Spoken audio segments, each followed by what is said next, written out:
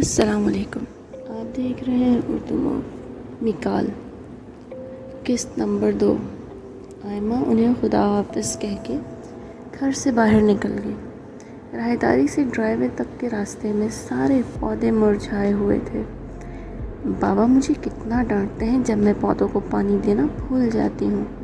لگتا ہے یہاں کے پرانے مالکان پودوں کو بالکل بھی خیال نہیں رکھتے ہوں گے۔ وہ بڑبڑاتی ہوئی اپنی سائیکل پر سوار ہو کر آگے نکل گئی۔ آئمہ اندر سے بہت خوش تھی۔ اسے اپنا آپ بڑا بڑا محسوس ہو رہا تھا۔ نوکری مل گئی تھی اور پیسے بھی بہت اچھے آفر ہوئے تھے۔ مانا کہ نوکری کریئر بنانے والی نہیں تھی، لیکن کچھ نہ ہونے سے ہونا بہتر ہوتا ہے۔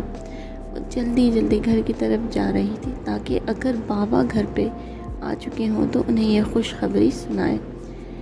اس نے گھر کے پاس پہنچ کر اپنی سائیکل کھڑی کی اور تیزی سے اندر آئی تو پورا گھر خالی تھا، بائیں بائیں کر رہا تھا، مگر وہ بہت خوش تھی اور اپنی خوشی کو شیئر کرنا چاہتی تھی، اس لیے وہ فوری طور پر گھر سے باہر نکل گئی۔ سامنے والی پڑوسن ڈاکٹر فہمیدہ آنٹی کے گھر گئی۔ آنٹی مجھے جاب مل گئی ہے، وہ اعلان کرتے ہوئے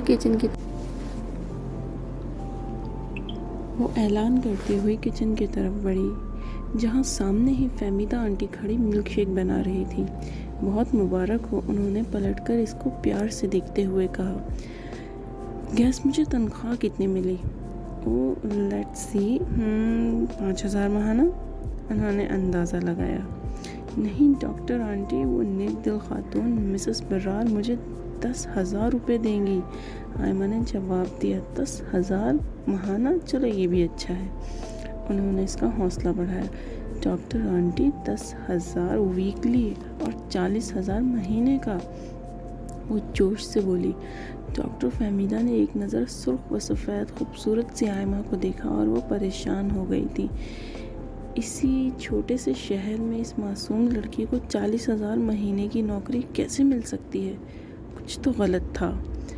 آئمہ بیٹا، 40,000 تو بہت ہوتے ہیں، کام کیا بتایا ہے انہوں نے؟ لوگ تو ٹھیک ہیں، تم تو کہہ رہی تھی بیبی سٹنگ کی جاب ہے، اس میں تو اتنے پیسے نہیں ہوتے، مجھے کچھ مناسب نہیں لگ رہا، اس لیے میں تشویش میں ہوں۔ اور میری پیاری آنٹی مسز برار بہت اچھی اور بہت امیر ہے، مجھے ان کے 3 بچوں کی کیئر کرنی ہے اور وہ چاہتی ہیں کہ میں ان کے بچوں کو بھرپور توجہ دوں اور کہیں اور کام نہ کروں، اس لیے انہوں نے مجھے اتنے پیسے آفر کیے ہیں۔ میں نے تو انہیں منع بھی کیا تھا، وہ سادگی سے بولی۔ آئمہ تم، اس سے پہلے وہ اپنی بات مکمل کرتی انہیں ایک ہلکا سا جھٹکا لگا اور وہ فوراً جوائن کر لو، ایسے موقع دوبارہ نہیں ملتے۔ فہمیدہ جو اسے اس نوکری سے انکار کرنے کا کہنا چاہ رہی تھی، نہ چاہتے ہوئے بھی اسے جوائن کرنے کا کہہ کر خود بھی حیران تھی، وہ ایسا کیوں کر رہی ہے۔ آئمہ اس بات میں سر ہلاتے ہوئے اس کے قریب آئی اور بڑے پیار سے اس کے گال کو بوسہ کر کے خدا حافظ کہہ کر اپنے گھر کی طرف چلی گئی۔ دوسری جانب فہمیدہ اپنی جگہ ساکت کھڑی تھی۔ گھر کے سودا سلف کی خریداری کر کے اونچے اونچے پہاڑی راستے پر سفیان صاحب گاڑی چلا رہے تھے۔ اچانک ان کی گاڑی جھٹکا کھا کر ایک کھائی کی طرف لٹک گئی۔ گاڑی نے چند جھٹکے لیے اور ایک درخت سے ٹکرا کر رک گئی۔ سفیان صاحب کا سر زور سے اسٹیئرنگ سے ٹکرایا، اسے خون کی باریک سی دھار بہنے لگی۔ مشکل سے انہوں نے اپنے آپ کو سنبھالا اور گاڑی سے اترنے کی کوشش کی، مگر وہ کھائی اور درخت کے بیچ میں بری طرح پھنسی ہوئی تھی۔ دروازہ بھی جام ہو چکا تھا۔ انہوں نے مدد کی آواز لگائی، کوئی ہے؟ میری گاڑی نیچے پھنس گئی ہے، مدد کرو۔ کئی آوازیں لگائی مگر کوئی بھی مدد کو نہیں آیا۔ وہ تھک ہار کر سیٹ کے پش سے ٹیک لگا کر بیٹھ گئے۔ یہ چھوٹا سا پہاڑی علاقہ تھا جہاں پہ موبائل فون کی سہولت بھی دستیاب نہیں تھی، کیونکہ سگنل ہی نہیں آتے تھے۔ دن ڈھل رہا تھا، انہیں آئمہ کی فکر ستا رہی تھی کہ وہ گھر پہ اکیلی ہوگی اور ان کا انتظار کر رہی ہوگی۔ ابھی کچھ دیر ہی گزری تھی کہ انہوں نے اوپر سے ایک مردانہ آواز سنی، کیا آپ خیریت سے ہیں؟ انہوں نے بمشکل گاڑی کے شیشے سے اپنا سر نکال کر اوپر کی جانب دیکھا تو ایک خوش شکل اور نوجوان نیچے کی طرف جھک کر انہیں آواز دے رہا تھا، بزرگوں آپ حوصلہ رکھیں، میں آپ کو گاڑی سے نکالنے میں مدد کرتا ہوں۔ دیکھتے ہی دیکھتے وہ نوجوان پلٹ کر واپسی آیا۔ اس کے ہاتھ میں ایک بہت مضبوط رسا تھا جس سے اس نے درخت کے تنے کو باندھ کر نیچے گاڑی کی طرف پھینکا اور پھر اس رسے کی مدد سے نیچے اتر کر گاڑی تک پہنچا۔ سر آپ دروازہ کھولیں اور میرا ہاتھ کس کے پکڑ لیں، اس نے ہدایت دی۔ سفیان صاحب نے کپکپاتے ہاتھوں سے دھکا دے کر بڑی مشکل سے گاڑی کا دروازہ کھولا۔ ایک لمحے کو گاڑی ڈگمگائی، سامنے ہی رسی لٹکی ہوئی تھی اور نوجوان اپنا ہاتھ اس طرف بڑھائے ہوئے تھا۔ سفیان صاحب نے اس کا ہاتھ تھاما اور اپنی پوری جان لگا کر انہیں اپنے ساتھ لیے رسی کے ذریعے اوپر کی جانب بڑھ رہا تھا۔ تھوڑی دیر میں وہ دونوں اوپر پہنچ چکے تھے اور اب زمین پر بیٹھے گہرے گہرے سانس لے رہے تھے۔ بیٹا تمہارا بہت شکریہ، تم نے میری مدد کی، لیکن تم ہو کون؟ تمہیں آج سے پہلے تو وادی میں کبھی نہیں دیکھا۔ سانس بحال کر کے سفیان صاحب نے پوچھا، سر میرا نام منظور ہے، میں شہر سے آیا ہوں، یہاں پر کاروبار کرنے کا ارادہ ہے۔ پاس گزر رہا تھا کہ آپ کی آواز سن کر رک گیا اور پھر خود کو آپ کی مدد کرنے سے روک نہیں پایا۔ وہ عاجزی سے بولا، یہاں کس قسم کا کاروبار کرو گے؟ کہ تو بہت ہی چھوٹی سی وادی ہے، زیادہ تر تو یہاں ٹورسٹ ہی آتے ہیں۔ سفیان صاحب نے حیرانگی سے پوچھا، سر ابھی تو یہاں کا جائزہ لینے آیا ہوں، پھر سوچوں گا کہ کیا کرنا ہے۔ چلیں آپ ہمت کریں، میں آپ کو آپ کے گھر تک چھوڑوں، پھر بعد میں آپ کی گاڑی بھی مزدوروں کی مدد سے نکال کر پہنچا دوں گا۔ وہ کھڑا ہوتے ہوئے بولا۔ سفیان صاحب بھی کھڑے ہو گئے۔ تھوڑی دور ایک کالی جیپ کھڑی تھی۔ آئے سر بیٹھیے اور راستہ بتائیں، میں آپ کو گھر تک چھوڑ دوں گا۔ اس نے مؤدبانہ انداز میں اس کے لیے جیپ کا دروازہ کھولا۔ سفیان صاحب جیپ کے اندر بیٹھ گئے اور اسے راستہ بتانے لگے۔ اب گاڑی جانے پہنچانے راستے پر دوڑ رہی تھی۔ سر کیا آپ مجھے بتا سکتے ہیں اس وادی میں کوئی ہوٹل یا گیسٹ روم جہاں میں ٹھہروں؟ منظور نے پوچھا۔ بیٹا وادی میں تو کوئی ہوٹل یا گیسٹ روم نہیں ہے، لیکن کئی میلوں کے فاصلے پر کافی گیسٹ ہاؤسز ہیں، سفیان صاحب نے کہا۔ جی سر وہیں سے ہو کر آ رہا ہوں، ان سب گیسٹ ہاؤسز مکمل بک ہیں، ایک کمرہ نہیں ملا۔ مجھے اب تو سوچ رہا ہوں وادی میں کسی گھر میں کوئی کمرہ کرائے پر لے لوں، ویسے بھی پورا دن تو گھر سے باہر ہی رہوں گا، بس رات کو سونے کے لیے تھوڑی سی جگہ چاہیے ہوگی۔ وہ ڈرائیو کرتے ہوئے بولا۔ سفیان صاحب نے گہری نظروں سے اس کا جائزہ لیا۔ وہ ایک خوش شکل ورزشی جسامت کا حامل نوجوان تھا جس کے چہرے پر بے پناہ شرافت تھی، دیکھنے سے پڑھا لکھا اور کسی اچھے خاندان کا فرد لگ رہا تھا۔ بس بیٹا یہ داہنی طرف جو کاٹیج دکھائی دے رہا ہے، بس یہی روک لو، یہی میرا گھر ہے۔ منظور نے گاڑی روک کر سفیان صاحب کو اترنے میں مدد کی۔ اچھا سر اب مجھے اجازت دیں، میں کل دوپہر تک آپ کی گاڑی یہیں پہنچا دوں گا، آپ پریشان مت ہوئیے گا۔ ارے نہیں بیٹا تمہارا بہت شکریہ کہ تم نے اتنی مدد کر رہے ہو۔ جب تک تمہاری رہائش کا کوئی انتظام نہیں ہو جاتا تم میرے گھر ٹھہر جاؤ۔ نہیں سر میں نے اس لیے آپ کی مدد تھوڑی کی ہے کہ اسے اچھا نہیں لگتا، میں جلدی ہی کوئی ٹھکانہ ڈھونڈ لوں گا۔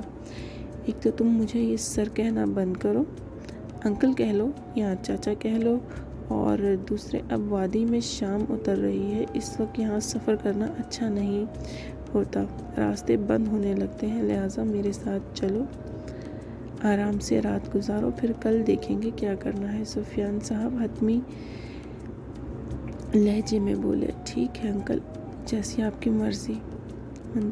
منظور نے دونوں ہاتھ اٹھا کر ہار مانتے ہوئے کہا۔ سفیان صاحب منظور کو لے کر گھر کی جانب بڑھے۔ یہ چھوٹا سا پھولوں سے ڈھکا سرسبز سا گھر تھا۔ 4 سیڑھیاں چڑھ کر اوپر دروازہ تھا اور سائڈ پر گلاب کے پودوں کے ساتھ آئمہ کی سائیکل رکھی ہوئی تھی۔ دروازے پر پہنچ کے انہوں نے گھنٹی بجائی۔ آئمہ شام سے ہی اپنے بابا کا انتظار کر رہی تھی۔ اس نے بابا کی پسند کا سوپ اور چاول بنائے تھے۔ ابھی وہ کچن سے نکل کر منہ ہاتھ دھو کر فارغ ہوئی تھی کہ دروازے کی گھنٹی بجی۔ اس نے آگے بڑھ کے کھڑکی سے دیکھ کر دروازہ کھولا۔ السلام علیکم بابا۔ منظور جو سفیان صاحب کے سائٹ پر کھڑا تھا، بہتے جھرنے جیسی آواز سن کر چونک گیا اور آئمہ کو بغور دیکھنے لگا۔ بلا شعبہ سامنے کھڑی لڑکی کسی جنت کی حور سے کم نہیں تھی۔ اس کا سرخ سفید بھیگا بھیگا خوبصورت چہرہ، قدرتی سرخ ہونٹ اور ہرنی جیسی آنکھیں۔ ایسی لڑکیاں بہت کم ہوتی ہیں، بلکہ اس لڑکی کو تو لڑکی نہیں اپسرا کہنا چاہیے۔ آئمہ بیٹی، تم جلدی سے چائے کا اہتمام کرو، اور منظور بیٹا آؤ اندر بیٹھک میں چل کر بیٹھتے ہیں۔ وہ سفیان صاحب کی آواز سن کر چونک گیا اور نظر جھکا کر اس بابت میں سر ہلاتے ہوئے ان کے پیچھے چلتا ہوا بیٹھک میں داخل ہو گیا۔ آئمہ نے ایک نظر اپنے بابا کے پیچھے جاتے اس لمبے چوڑے جوان کو دیکھا۔ وہ حیران تھی، اس کا تو کوئی رشتہ دار بھی نہیں تھا۔ پتہ نہیں بابا کس کو لے کر آ گئے ہیں۔ بہرحال وہ کچن میں آئی اور جلدی سے چائے کا پانی رکھ کر چائے بنانے لگی۔ 2 کپ چائے بنا کر وہ بیٹھک میں آئی۔ بابا چائے تیار ہے۔ اس نے ٹرے میز پر رکھ دی۔ آئمہ بیٹی، گیسٹ روم تیار کر دو، ہمارے مہمان آج رات یہیں ٹھہریں گے، انہوں نے ہدایت دی۔ آئمہ اس بابت میں سر ہلاتی ہوئی باہر نکل گئی۔ گھر میں ترتیب سے 2 بیڈ روم بنے ہوئے تھے، ایک سفیان صاحب کا، دوسرا آئمہ کا۔ اس کے بعد بیٹھک اور کچن کے بعد ایک الگ تھلگ سا کمرہ تھا جو گیسٹ روم کے طور پر استعمال ہوتا تھا۔ ابھی آئمہ گیسٹ روم میں داخل ہوئی تھی کہ اسے لگا جیسے کوئی ہوا کا جھونکا اس کے بالوں کو چھو کے گزر گیا ہو۔ وہ سر جھٹکتی ہوئی اندر داخل ہوئی۔ منظور بظاہر تو سفیان صاحب کے سامنے بیٹھا چائے پی رہا تھا، مگر ذہنی طور پہ وہاں موجود نہیں تھا، بلکہ پورے گھر کا جائزہ لے رہا تھا۔ چھوٹا سا صاف ستھرا گھر اسے نازک سی آئمہ گیسٹ روم میں داخل ہوتی دکھائی دی۔ اس کا دل چاہا کہ وہ اس کانچ کی گڑیا کو ہلکا سا چھو کر دیکھے۔ وہ دھیمے سے مسکرایا ہوا ہوا کے جھونکے کی طرح آئمہ کے بالوں کو سہلاتا ہوا گزر گیا۔ ابھی اس کا ارادہ مزید آئمہ کو چیک کرنے کا تھا، تبھی اسے سفیان صاحب نے مخاطب کیا اور اسے ذہنی طور پر واپس کمرے میں آنا پڑا۔ بیٹا، رات کے کھانے میں کیا کھانا پسند کرو گے؟ بتاؤ، میں ارینج کرتا ہوں۔ ارے نہیں انکل، تکلیف کی کوئی ضرورت نہیں ہے، میں تو بس اب تھوڑی دیر آرام کروں گا اور پھر صبح سویرے ہی نکل جاؤں گا۔ کوئی جگہ تلاش کروں گا اور شام ڈھلے آپ کی گاڑی لے کر واپس آؤں گا۔ تکلیف کی کوئی بات نہیں ہے، اور بھوکے پیٹ تو میں تمہیں سونے نہیں دوں گا۔ میں دیکھتا ہوں آئمہ نے کیا بنایا ہے، ابھی بچی ہے، تھوڑا بہت پکانا آتا ہے، زیادہ نہیں آتا لیکن پھر بھی کھانے کے لائق بنا لیتی ہے۔ وہ اس سے بات کرتے ہوئے کمرے سے نکل کر کچن کی طرف بڑھے۔ اس کے نکلتے ہی مکال نے اپنی نظریں چائے کے مگ پر لگا دی اور اب وہ دوبارہ ذہنی طور پر گیسٹ روم میں جا چکا تھا۔ آئمہ بڑی دل جمی سے گیسٹ روم کی صفائی جھاڑ کار کر رہی تھی۔ ویسے تو یہ کمرہ ہر وقت صاف ہی رہتا تھا اور بند رہتا تھا، کیونکہ اس کے ہاں کسی کا آنا جانا نہیں تھا، کوئی دوست بھی اور کوئی رشتہ دار بھی نہیں آتا تھا۔ سامنے والی ڈاکٹر